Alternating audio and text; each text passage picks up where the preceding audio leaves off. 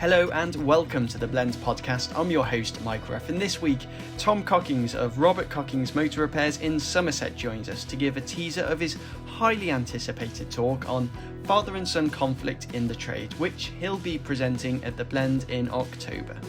Ahead of that though, have you ever considered if you really need to grow your business? Perhaps you do. Well, we've got Andy Crook joining us in just a second to offer some expert tips and advice on how to plan for it, but perhaps you don't. Perhaps bigger isn't always better. It's a question that Andy will be raising at the Blend in just a few weeks' time, and I'm pleased to say he's also with us here today on the podcast.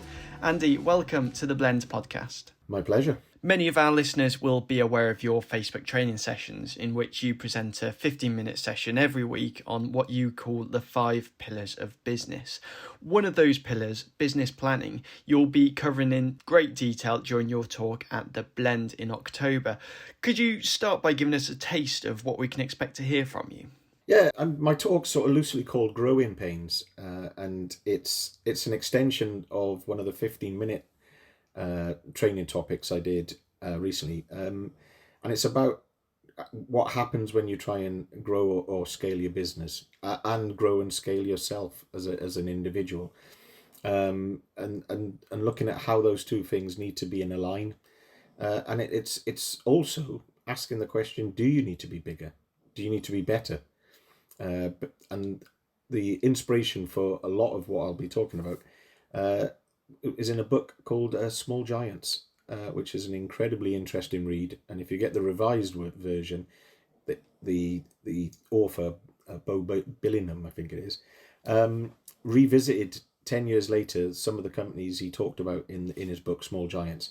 And they're basically the books that, spoiler alert, so you don't need to go and buy the book, basically looks at some companies that decided not to scale and grow to be massive, but decided to be totally true to their culture and their belief. And they all had very, very similar traits. They weren't very different businesses, but very, very similar traits. Some of those traits I see in automotive independent garages and other businesses, not just garages, but the people I hang around with in business tend to be in and around the automotive area. And there are certainly, I can think of a training company that is very much like this, is decided to be excellent rather than big, and that's something I often see in a lot of independent garages or micro businesses, i.e. they've got less than 10, so 1 to 9 employees, turnover of less than $1 million. But some of these businesses are absolutely fantastic, and that's where I think we should be aspiring to be. And then if you get the slightly bigger SMEs in the independent sector, some of those have grown, but they're not in business terms, they're not giants. They're still relatively small businesses, and they are striving to be excellent. And that a lot of that, you could see that DNA, if you like, in the businesses in the book. So that's what as a sort of inspired the talk, a bit about that book and a bit of my personal experience going round and speaking to people and visiting garages and challenging, if you like, the audience to think, is bigger necessarily better? What do I need to do to get there? And should I consider being bigger? That's an interesting point. When it comes to business, the typical mindset is we need to grow, we need to get bigger, we need to get better. But I think you're right, growth isn't necessarily the right approach for every garage. So I guess that raises the question, how does a garage owner decide if growth is the right path for them? Well, if you're asking me, it all comes down to planning, and it starts with what what's needed from the business, from the owners.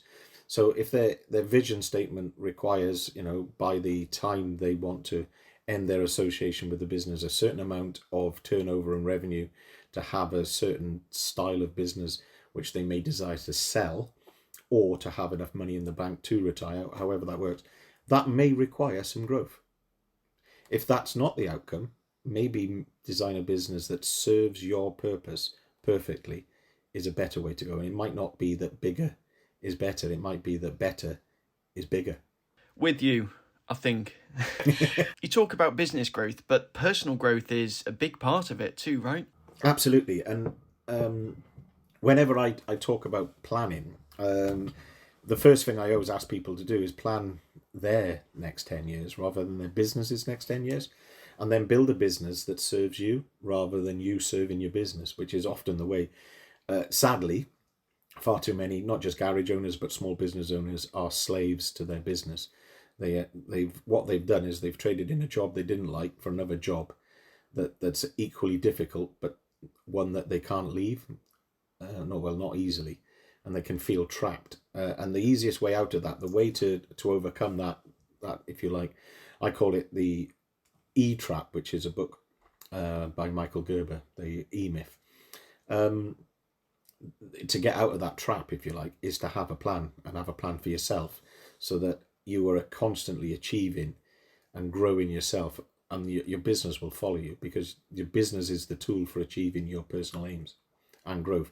And to become better in business, you have to become better as a individual, as a person, because you need more skills, if that's what it is, or you just become a better person, more rounded person for it. Because to get good at some of these things, you have to learn more. And I'm one of my key values is lifelong learning. Hence the fact that my age, I'm still attending university. It's been a constant in my adult life. Didn't do very well in school. I thought school was for girls and rugby, but since I've really appreciated the value of education and what it can bring, not just to your business but to yourself and the people that you meet. The idea of sitting down and planning the future of your business can seem somewhat of a daunting prospect, but is working out that plan as hard as it may seem on the face of it? Do you have any sort of practical tips or advice on how garage owners can properly develop that plan into something that they can use? If you don't have a plan, then what?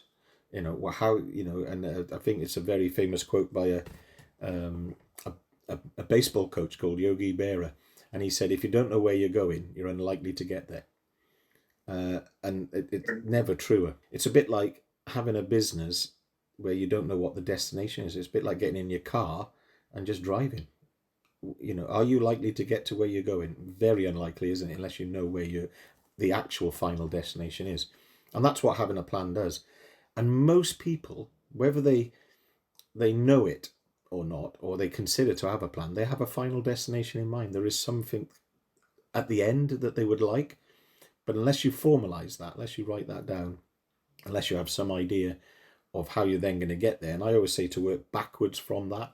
So whatever your end outcome is, that's the destination, and plan your journey back from there rather than from where you are now to there, which seems incredibly daunting because you might be a long way from that goal, or you might be relatively close. And how I plan, or I encourage people to plan, and it's worked for me in both personal and professional life, is to have this massive vision, almost like, oh, could I? For example, I want to do a PhD. But how do you do that when you left school with one GCSE? Well, not even a GCSE, that's how old I am, one O level. It at that point, it seems impossible and it's easy to give up.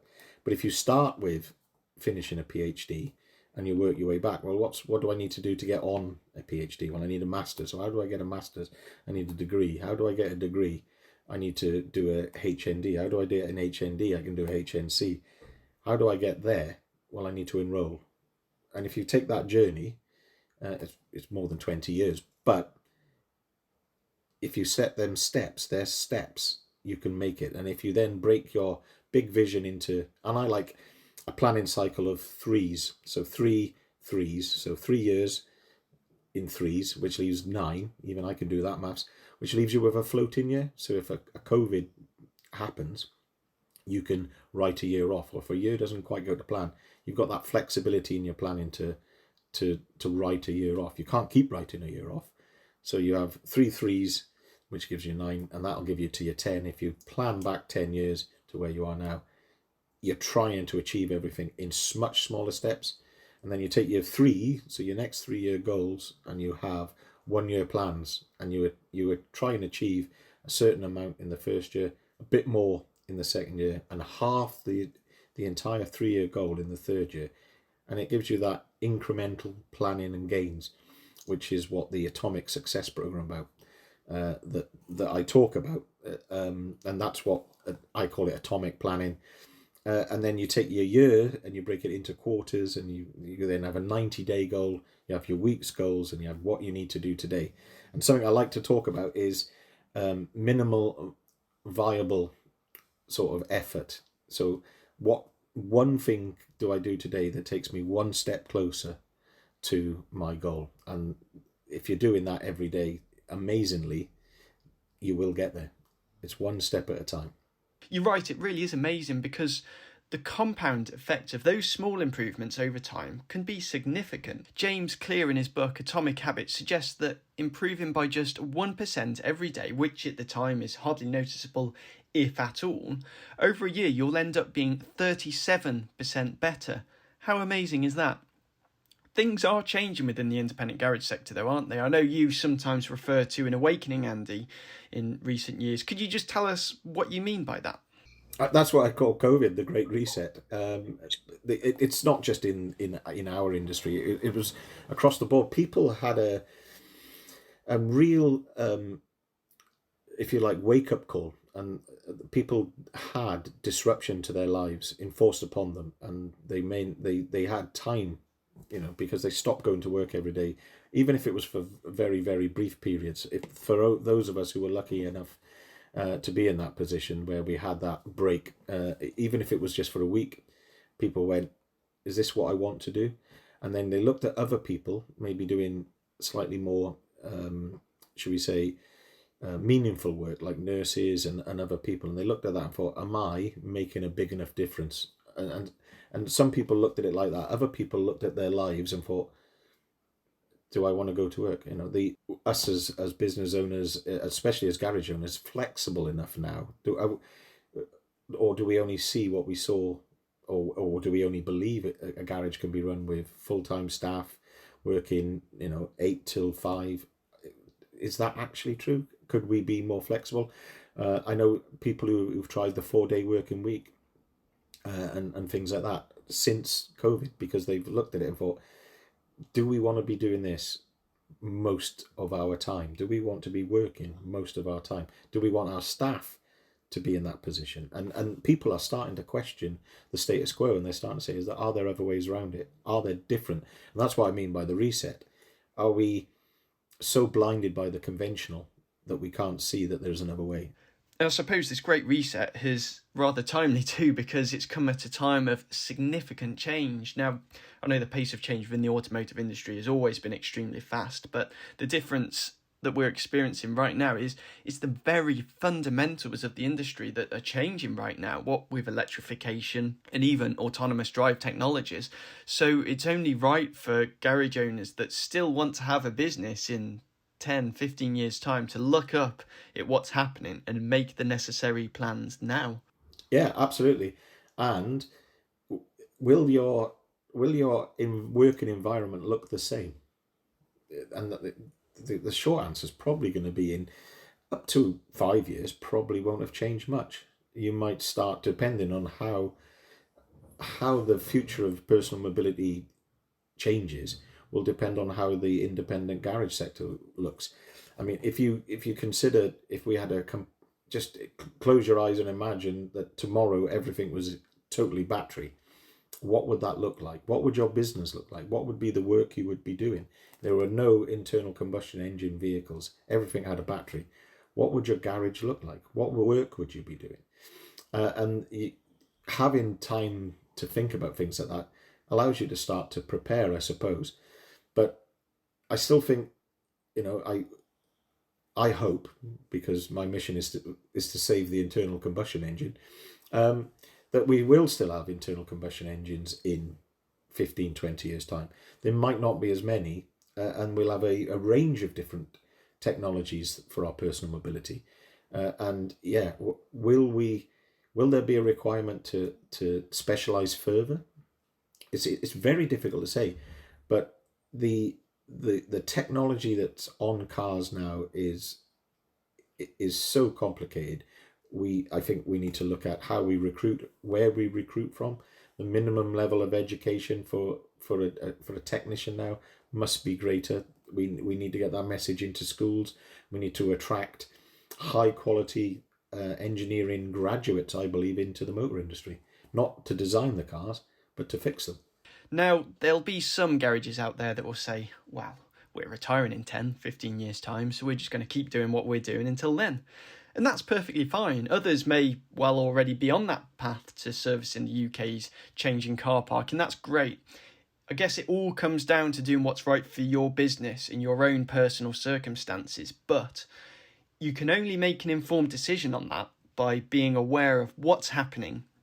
And that is what makes the Blend such a fantastic opportunity for garage owners across the UK and Ireland to come along and discuss those challenges and work out the various paths to success. Yeah, absolutely. And bouncing ideas around, because you might be thinking one thing and somebody else might be thinking somebody else, and sharing those two ideas somewhere in between the two extremes will probably be the reality. And even if you just have an awareness, you're more likely to be prepared for that change. It's going to sneak up upon us. It's going to be gradual, but one day, a garage owner that may be ostrich-like with their head in the sand, saying we're going to retire by the time all this happens, it's not going to affect us. We're going to continue our business as is. They might find their customers are already voted with their feet and leaving way before it becomes a critical point in terms of the number of vehicles for their garage, because they'll be seen as maybe not an attractive proposition for that customer, because although they may have one petrol vehicle left, their other vehicle, because most households have two, is an electric vehicle, and the experience they had in the nice electric vehicle garage, if you like, that business who's kept up with the times, is modern, isn't a if should we say, I'll use the term under the arches, because it just brings up an image in everyone's mind. We know what that garage looks like.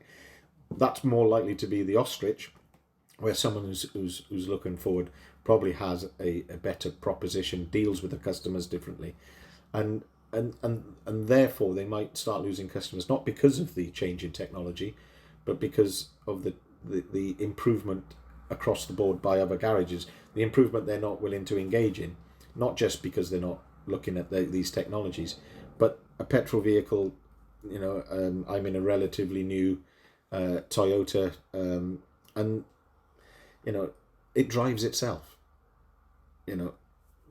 It's the active cruise control and lane assist just means on the motorway, I really aren't paying that much attention, when I should be.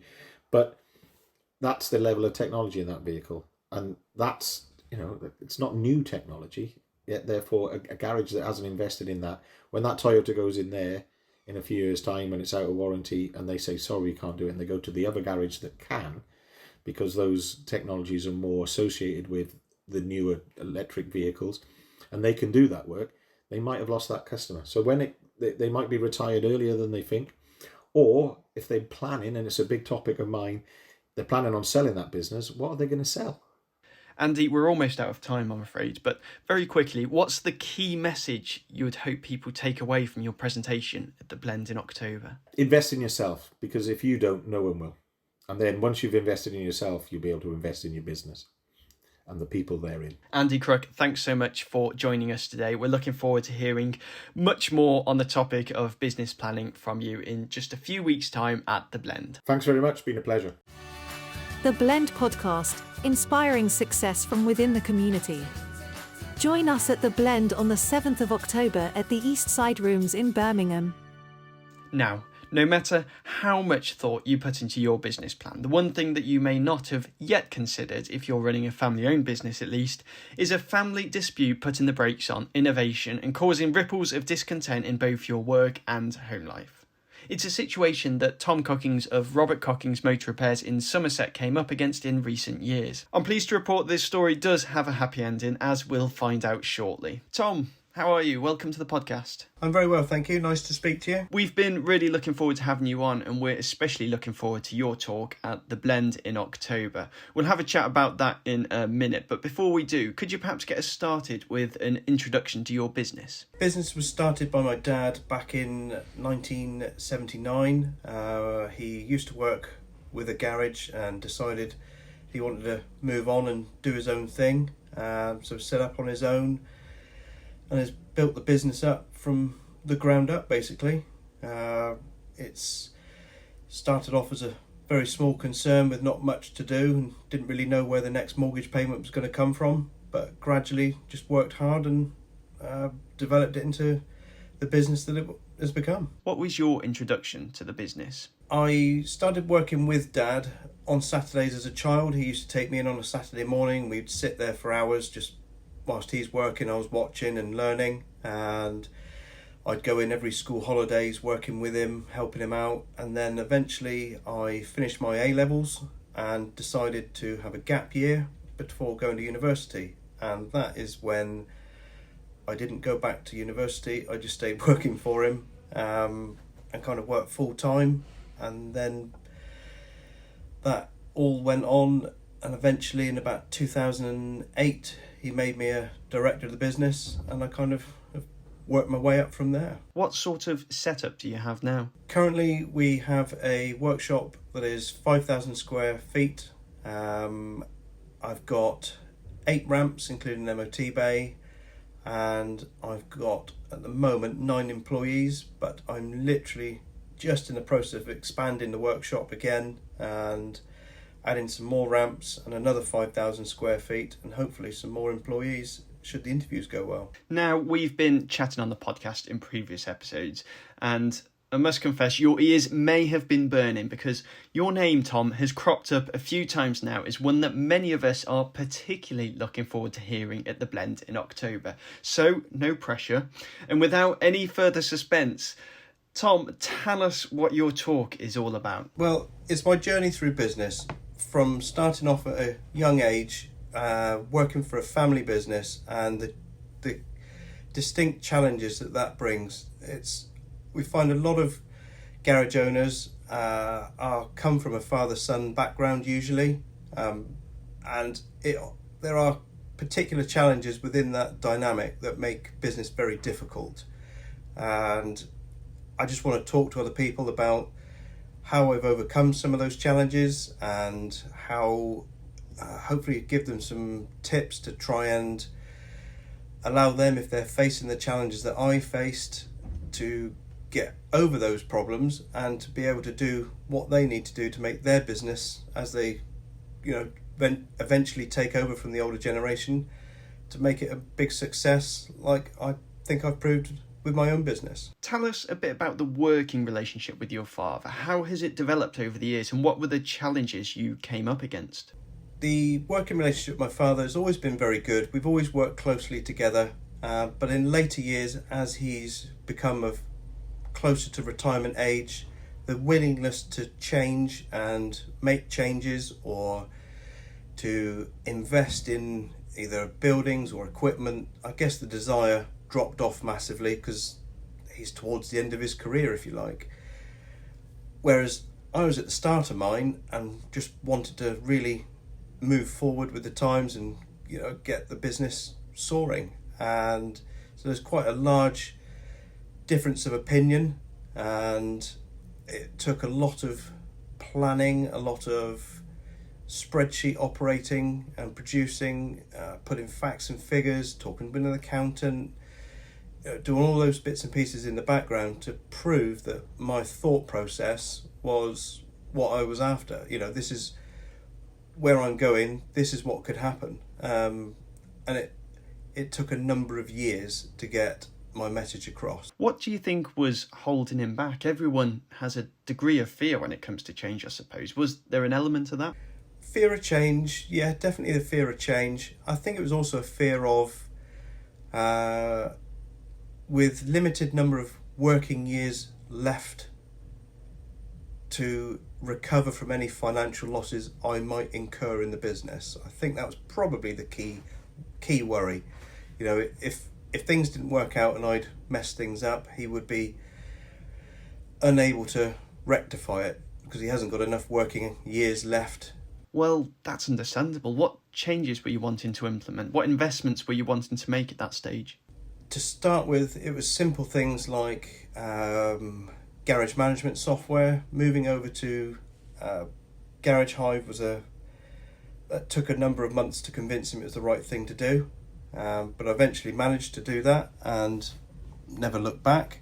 But that was the first one. Second one was moving workshops. I'd realised quite quickly, as the business was expanding and our name was getting around more, that it was becoming, our building was limiting us dramatically, and we just couldn't function. We just couldn't work doing what we were doing. It was just impossible. And when I worked out how much it was going to cost to move, I was met with a very big, "Are you joking? Where do you think that money's coming from? Why do you want to do that?" And that was a big hurdle. I bet. Going back to the garage management system, did you have something in place before Garage Hive? No, we did run a different garage management system, and it worked well to start with, but as the business grew, the software was incapable of growing with us. It was very limited, and I couldn't track and trace all the metrics of business I needed to see where I needed to invest, which bits of the business were profitable and all the other bits and pieces necessary. So it just become a form of information that was just of no use. I needed more information, and Garage Hive was a revelation. It was one of those things, seeing all the information that we could see, eye-opener, really game changer. At what point did your father realise that actually these were investments well made? It took a good while.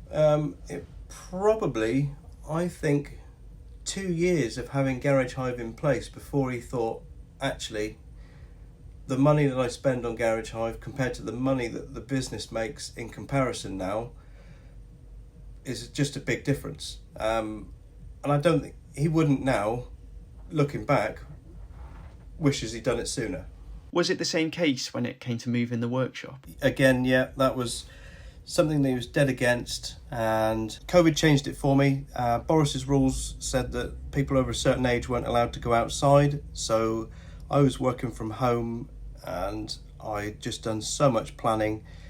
I'd already signed a lease at the beginning of March to move when the lockdowns occurred, and that's the key turning point in the business, is doing all the financial planning. I had so much time on my hands to get everything dialed in, all the numbers right and everything, and bring out this big action plan, and that's what sealed the deal, really. Well, it's great to hear that it went so well, and having made those initial changes successfully, what about your later suggestions? Did you find that your father was more open to listening? Very much so, and yeah, after those key turning points in the business, I kind of think he realised that my intentions were all good. I was doing it for the right reasons. I'm not making reckless decisions. Everything I did was calculated, planned. Spreadsheets were key. Having all the information in front of him, I can just show him all the bits of paper, all the key facts and figures. Since doing all that, now if I want to make a big significant change in the workshop, for example, hiring of staff or buying new equipment, it's not something I need to go and get permission for anymore. I can just, as long as I've done my numbers, I can go ahead and do it. And he's more than happy to let me just roll with it now. Well, you've proven yourself by the sound of it, which is great to hear. How difficult was it during the early stages of that transition? Because you've got a working relationship and that family connection too. Did you find it brought those difficulties home, and did it affect your personal relationship with your father? Definitely, yes. It did have a big impact when all the conflict was there. It did have a big impact on our personal lives. I couldn't face going to my parents' house very often, because every time I went there I would get questioned and quizzed, and it would always be something negative produced in front of me to make me think I'm doing the wrong thing. But that's all changed. We've got it all sorted, and everything else is all how I want it. Our personal relationship is fantastic. It's so much better, much more relaxed. It's nice now to go over and see mum and dad and have a roast dinner, and we just talk about family stuff. It's great. Good, pleased to hear it. For anyone listening that this may be really resonating with, what's your advice, Tom? Firstly, for the older generation listening, and secondly, for the younger generation. To the older generations, I would say listen to the children. Sometimes their ideas may seem completely daft, but ask them to back up their ideas with proof of concept. Ask them to show you how they can make it work. Don't just say no. Don't just put a barrier up in front of them. Just ask them to prove it. And if you've got someone that shows willing and is wanting to prove it, they will. To the younger generations that are facing these battles, it is a case of you need to pull your finger out. You need to prove what you want to do with the business will work. Facts and figures. Speak to your accountant, speak to financial advisors, speak to other industry leaders, and just make sure your ideas aren't flawed, and come up with the proof that what you want to do will do it for the right reasons, for yourself and the older generation. Well, Tom, it's been really very interesting chatting to you, and as I say, we're all very much looking forward to hearing much more from you at The Blend in October. Excellent. Thank you. Thanks for listening to The Blend podcast, and thanks once again to today's guests, Andy Crook and Tom Cockings. It's worth mentioning that tickets to The Blend, which takes place on the 7th of October at the East Side Rooms in Birmingham, are now fast approaching a sellout. So if you haven't booked yours yet, head over to the Blend website and get them now to avoid disappointment. All that's left to say is subscribe to The Blend podcast, and we'll be back in a couple of weeks.